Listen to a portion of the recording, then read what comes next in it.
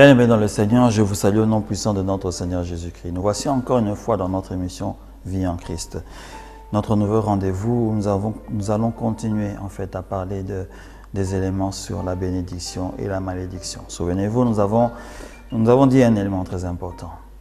La bénédiction a une sœur qui est la malédiction. La malédiction a une sœur, c'est la bénédiction. Ce sont des sœurs jumeaux ou jumelles, si je peux dire correctement la chose. Ils marchent toujours ensemble. Cela veut dire simplement qu'il y a des choix que nous faisons qui appelons la malédiction. Il y a des choix que nous faisons qui appellent en fait la bénédiction. Tout cela dépend de comment nous sommes en train de nous comporter. Quand on se comporte d'une bonne manière, lorsqu'on suit les règles, c'est la bénédiction qui ne peut que venir.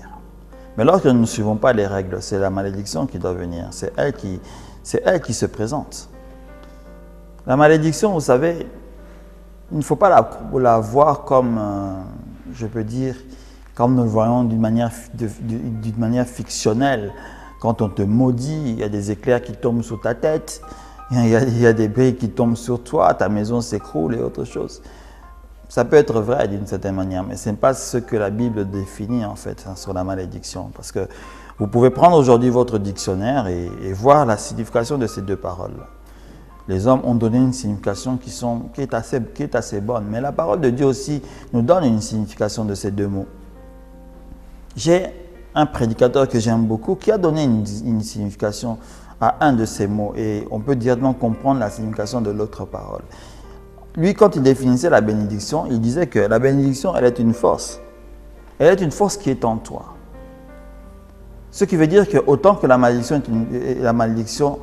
est une sœur jumelle de la bénédiction, elle est aussi une force qui peut aussi être aussi en toi. Si vous regardez bien comment le monde est en train de fonctionner, vous savez, vous allez voir qu'en réalité, on est régi souvent par des forces invisibles, comme je peux dire ainsi. Lorsqu'on croit à la parole de Dieu, on sait que le monde dans lequel nous vivons n'est que l'image d'un autre monde. Un monde qu'on ne voit pas. Je ne dis pas que j'ai un être qui est parallèle à moi, que tu as un être qui est parallèle à toi. Non, ça c'est de l'occultisme et de la sorcellerie. Ce n'est pas ce que je suis en train de dire. Ce que je suis en train de dire en ce moment présent, c'est qu'il y a un monde invisible que nous ne voyons pas.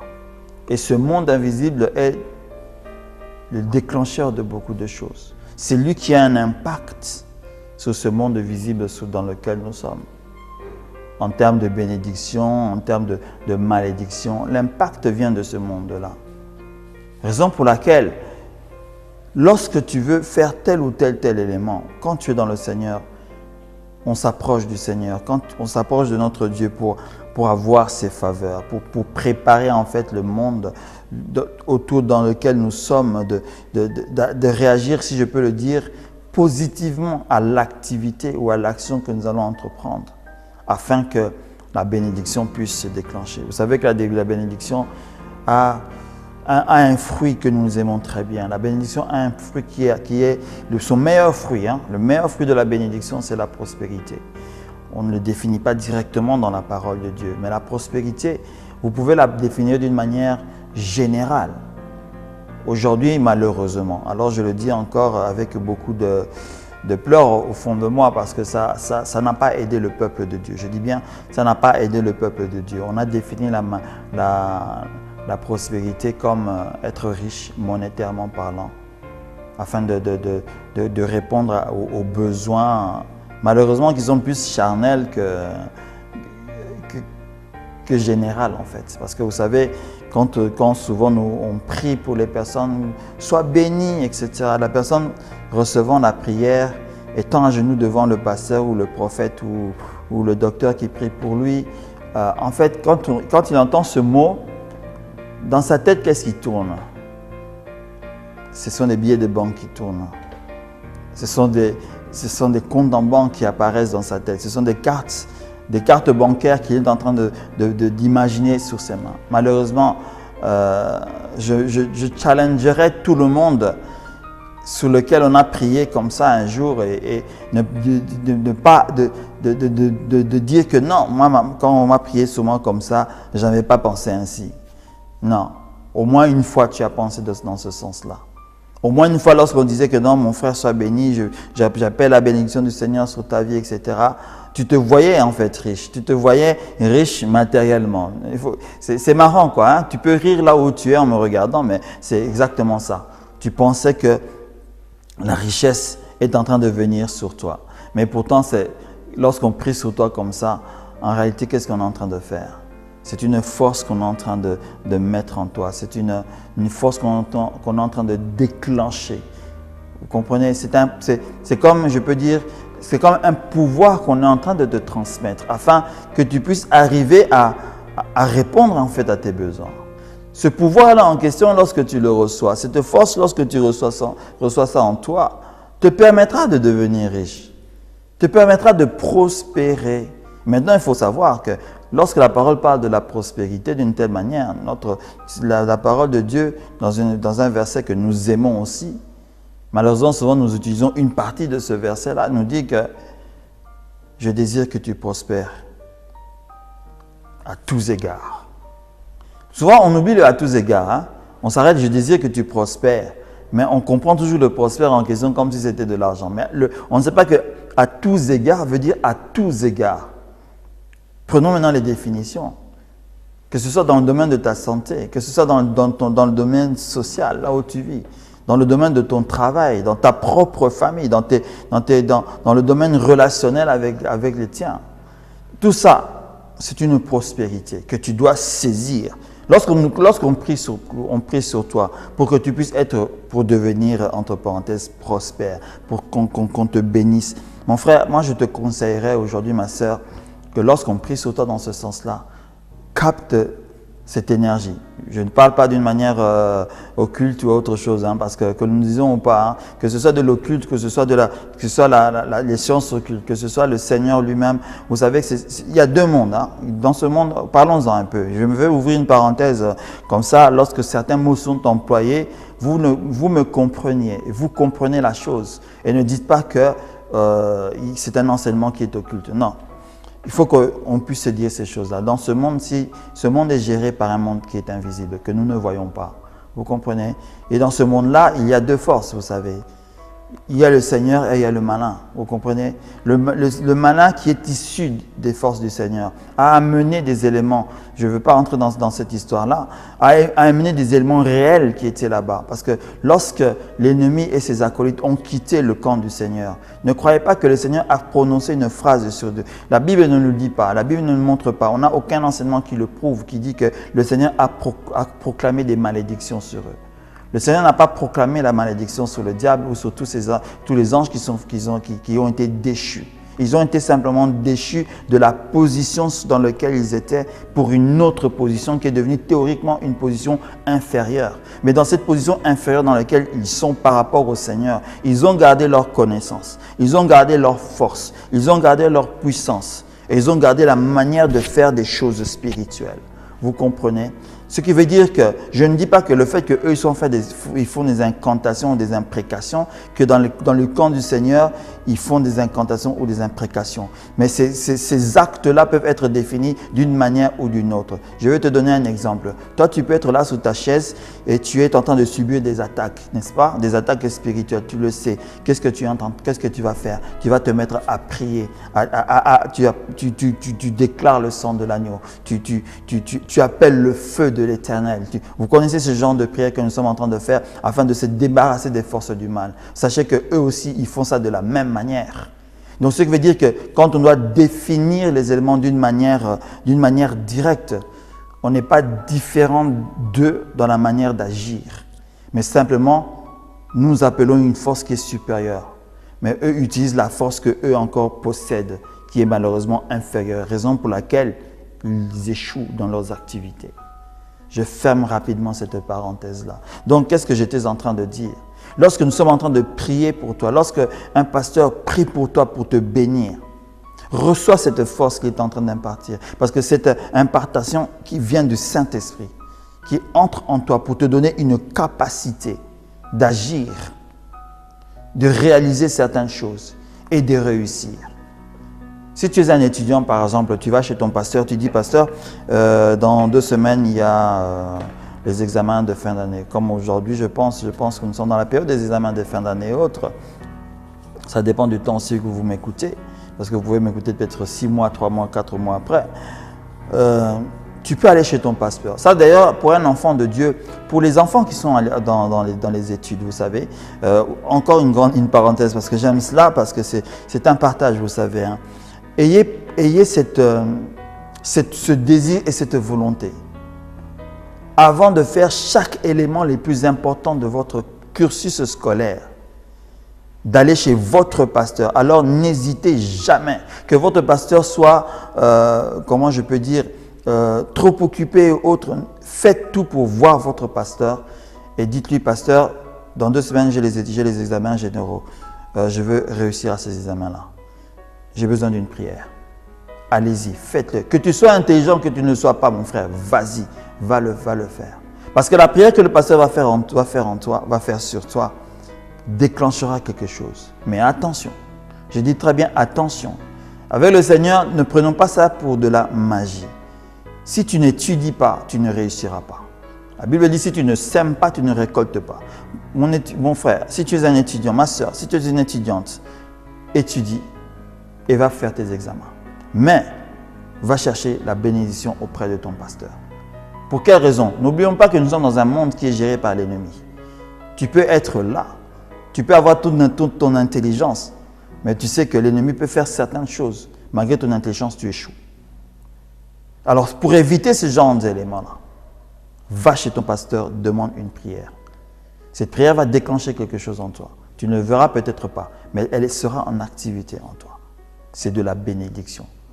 Et en fermant cette parenthèse, je continue dans le même sens. Lorsque nous prions pour les personnes, lorsque nous prions une prière de bénédiction sur eux, nous déclenchons quelque chose à l'intérieur de leur corps, à l'intérieur de leur esprit, à l'intérieur de leur âme, afin que la prospérité, dans un sens, parce que bien sûr, on vient de le dire tout à l'heure, il y a plusieurs voies dans la prospérité, afin que la prospérité, dans un sens bien précis, dans une autoroute bien précise, puisse déclencher quelque chose, selon la prière qui a été demandée.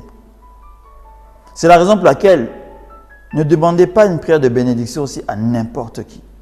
Là aussi, c'était un grand mystère. Souvent, je me rappelle, il y avait c'était pas un débat comme tel, mais c'était une sorte de partage qui était allé un peu à vive voix, disant que non, quand tu veux être riche, va chez un pasteur qui est riche et qui prie pour toi, tu seras riche, etc. La Bible ne le dit pas, ce genre d'éléments, vous comprenez. Ne crois pas parce que tu iras chez un pasteur qui est riche et qui prie pour toi, toi aussi tu seras riche comme lui. Tu ne sais pas ce que lui il a fait pour devenir aussi riche que lui il est maintenant. Non, ça tu ne le sais pas.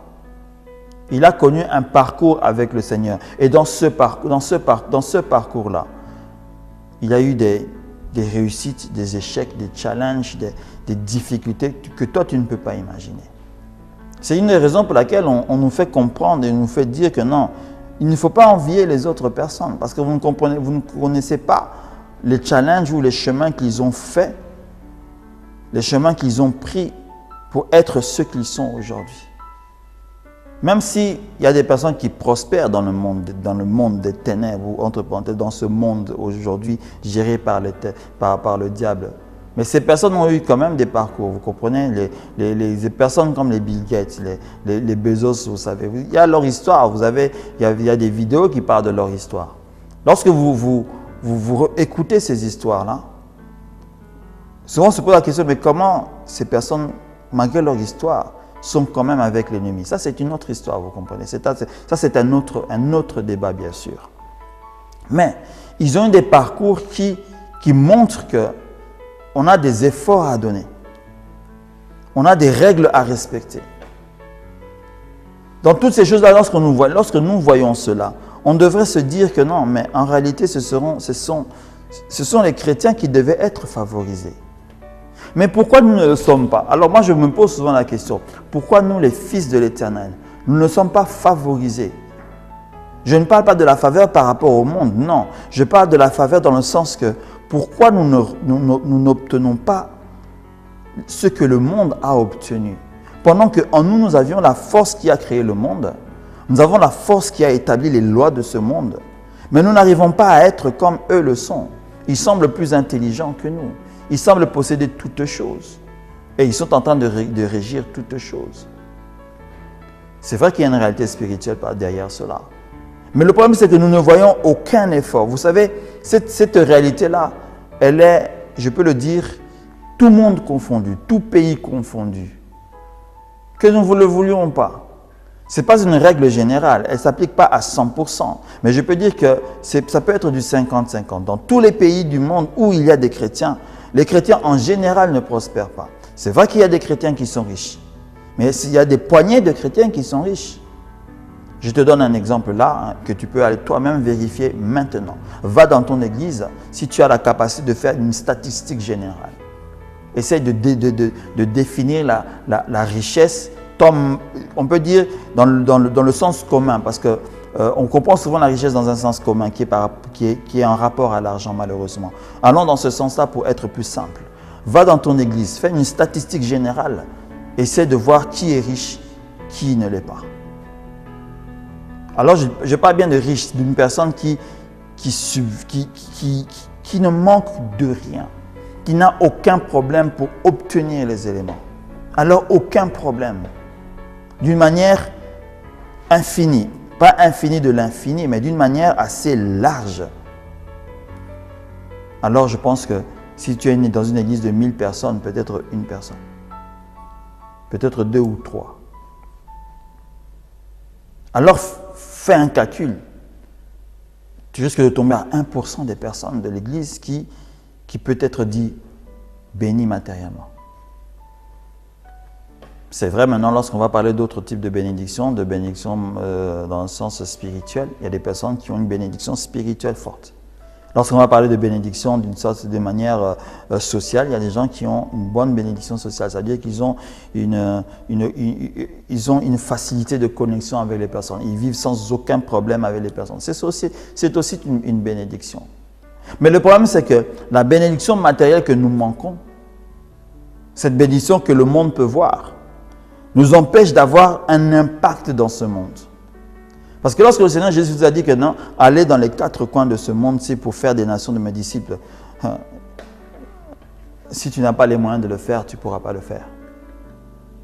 Raison pour laquelle on dit aujourd'hui souvent, et on en a la preuve, lorsque des grandes campagnes d'évangélisation doivent se faire, c'est souvent des millions qui doivent sortir. Et souvent, si on n'a pas des campagnes d'évangélisation ou quoi que ce soit, c'est parce que, monétairement parlant, on n'en a pas.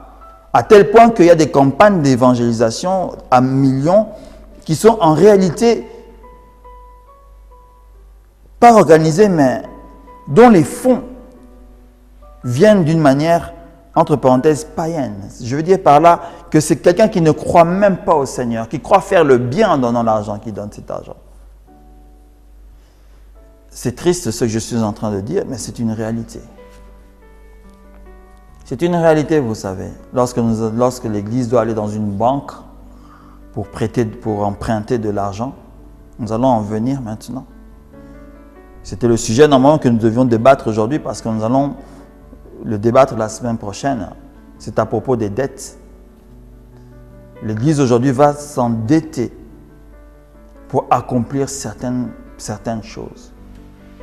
L'Église s'endette simplement parce que le peuple de Dieu, par Église, je suis en train de parler de l'Assemblée, le peuple de Dieu qui est dedans n'a pas la possibilité de faire ce qui doit être fait pour que l'œuvre du Seigneur puisse aller de l'avant. C'est triste ce que je suis en train de dire, même si on entend cela, même si on entend parler de cela tout le temps. Mais il n'y a aucun effort de la part de l'Église pour aller de l'avant par rapport à ces choses. Il n'y a aucun effort. Il n'y a aucun effort de ce peuple qui est à l'intérieur des assemblées de l'Église de faire les choses d'une manière juste pour aller dans cette prospérité-là, dans une de ces voies de prospérité, en ayant en soi le but de l'évangélisation, de gagner les âmes et autres. Parce que malheureusement, lorsqu'on devient riche, on devient riche pour soi-même. Je pense avoir parlé de cela plusieurs fois dans le partage, que ce soit dans la bénédiction, lorsqu'on a parlé des commandements et autres. Vous savez, on a quelque chose dans nos cœurs qu'on appelle l'égoïsme, l'égocentrisme, l'orgueil. Vous savez, ces trois éléments sont des piliers, des colonnes qui, en fait, poussent l'homme à détruire son voisin, à détruire son prochain, à dominer sur son prochain. Vous savez, je crois l'avoir dit un jour, et je le redis encore gratuitement aujourd'hui, que l'on te donne 6 millions, 10 millions, 15 millions d'euros aujourd'hui. La manière dont tu vas te comporter va montrer en réalité ce que tu es encore toi-même dans ton cœur avec cet argent-là. Parce que vous devez savoir que ce que nous avions, ce que nous possédons, nous ne sommes que des gérants, nous ne sommes pas propriétaires de ces choses. C'est quand même une notion qui est aujourd'hui toujours très difficile à accepter, à faire entrer dans nos cœurs. C'est vrai, ce qui est à moi est à moi. Pourquoi je devrais le donner à quelqu'un d'autre? C'est vrai, mais souvenez-vous de la parole de Dieu, la parole de Jésus, une parole très forte. Moi, je dis que c'est une de ses paroles les plus fortes, même si on ne la considère pas ainsi. Mais il a quand même dit, il a dit que vous savez que vous aurez des pauvres, et ils seront là toujours. Le Seigneur n'avait pas annoncé cette parole-là juste pour l'annoncer. Et je ne pense pas qu'il le disait avec un cœur dans la joie. Je pense qu'il le disait avec un cœur qui était serré. Parce qu'il voyait le cœur des personnes en réalité, comment cela se présentait. Que l'homme est tellement égoïste qu'il ne préfère pas aider son prochain. Déjà, à l'époque où il était, lorsqu'il était en train de se promener sur cette terre, il y avait des pauvres parce qu'il y avait des riches qui n'aidaient pas les pauvres. On a l'exemple du pauvre Lazare, même si c'est une parabole, mais ça nous fait comprendre ce qui se passe en réalité aussi. Ne croyez pas que les paraboles que Jésus a données ont juste été des paraboles inspirées de sa tête ou de sa pensée. Je ne dis pas non plus que c'était des événements réels qui étaient en train de se passer et il les a prises, non. Mais une parabole, c'est une image. Il a essayé d'imager le plus possible une réalité qui était existante. Parce que si une parabole ne peut pas imager quelque chose, elle n'est pas une parabole parce qu'elle n'enseignera pas. Donc cela veut dire qu'il y a un comportement que l'homme a en général, qui fait qu'il n'aidera jamais son prochain lorsqu'il est riche. Il s'aidera lui-même. Au contraire, quand on dit que l'argent appelle l'argent d'une manière ou d'une autre, il cherchera encore à amasser de l'argent, à amasser de l'argent et à amasser de l'argent. C'est la raison pour laquelle il y a tant de difficultés dans ce monde. Les riches cherchent à devenir encore plus riches, mais pour le malheur des autres. Malheureusement, c'est ça. On ne devient pas riche pour le bonheur de l'autre. On devient riche pour le malheur de l'autre. C'est une parole dure, ce que je suis en train de vous dire, mais malheureusement, c'est ça. La loi de ce monde, je dis bien pas celle de Dieu, la loi de ce monde a fait que si tu dois devenir riche, c'est au détriment de quelqu'un. C'est dur, C'est à ce moment-là qu'on se pose la question, est-ce que je peux laisser toutes ces choses, je peux abandonner la richesse, me calfeutrer quelque part? Ce n'est pas non plus ce que le Seigneur a dit. Mais nous sommes dans un monde qui a fait ces lois dans lequel nous sommes malheureusement. Raison pour laquelle Jésus dans sa prière a dit, Seigneur, Père, souviens-toi qu'ils ne sont pas de ce monde, mais ils y sont. Ça veut dire qu'ils vont subir certains éléments. Ils seront obligés d'obéir à certains principes, à certaines lois et autres, mais préserve-les. Préserve-les de quoi? Préserve-les de quitter ce chemin, de quitter, comment je peux dire, préserve-les de quitter la voie que je les ai apprises, la voie de la vérité. Malheureusement, on le voit même dans nos frères chrétiens lorsqu'ils changent de statut, lorsqu'ils changent de position sociale. Automatiquement, on voit leur cœur. Tout le monde devient inférieur à eux. Ils regardent tout le monde de haut. On doit tous le regarder comme ceci. Et pour qu'ils puissent savoir tendre leurs mains pour aider ceux qui sont démunis. Alors cela devient très, très, très difficile. Ça devient très difficile. J'ai peut-être pas de bon à dire par rapport à ces éléments-là, mais je ne trouve pas les mots qui sont peut-être justes. Je veux lire un verset de la parole de Dieu qui est dans Lévitique pour finir aujourd'hui, juste pour clôturer cette session. Ainsi, nous allons entrer dans celle pour laquelle Dieu nous a appelés. Lévitique 25, 35 nous dit « Si ton prochain qui vit près de toi s'appauvrit et tombe dans la misère, tu lui viendras en aide. Il se trouve être comme un étranger ou un immigré afin qu'il survive à côté de toi. » L'élément le plus important de cette parole que j'ai toujours aimé par rapport à cet enseignement que Jésus nous a donné, c'est que elle dit simplement une chose: si tu es riche et que tu as quelqu'un qui est pauvre à côté de toi, ou que tu vois qu'il entre dans des difficultés, c'est un devoir que tu as de l'aider à sortir de la position dans laquelle il est. Non à l'aider à rester dans cette position, mais à sortir de cette position-là. Parce que souvent, on comprend mal ce verset. Je ne dis pas que moi, je l'ai comprise d'une manière correcte. Parce que le Seigneur dit que venir en aide à quelqu'un ne veut pas dire l'aider pour qu'il reste dans cette position-là. Quand quelqu'un tombe dans un trou et que je le viens en aide, qu'est-ce que je fais? Je l'aide à sortir du trou.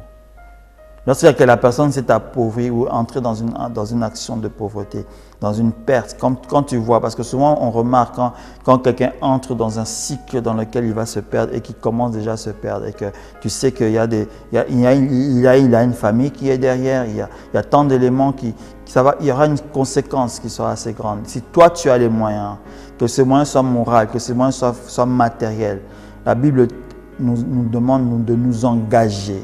Parce que vous savez, les paroles de la parole de Dieu, les Lévitiques, c'est une parole de la loi et autres. Souvent on dit, oh non, la loi n'est plus là, etc. Mais ça, c'est aussi un autre débat. Mais c'est vraiment aussi un autre débat. Mais vous savez que la loi en nous s'est transformée. Hein. La loi en nous, on va simplement dire qu'elle s'est transformée en amour. Et l'amour aide. Hein. L'amour, ça fait tant de choses. Ça introduit ces éléments-là, vous savez. Ça introduit ça. On doit donc aider. Et oui, que Dieu vous bénisse, hein. Que Dieu vraiment vous bénisse par rapport à cette parole. On n'avait pas prévu cela ainsi. Je crois que c'est le Seigneur qui parle d'une manière ou d'une autre. Je crois que le Seigneur m'a aussi parlé au travers de cela. Restez bénis et on se retrouve la semaine prochaine. Au nom puissant de Jésus-Christ. Amen.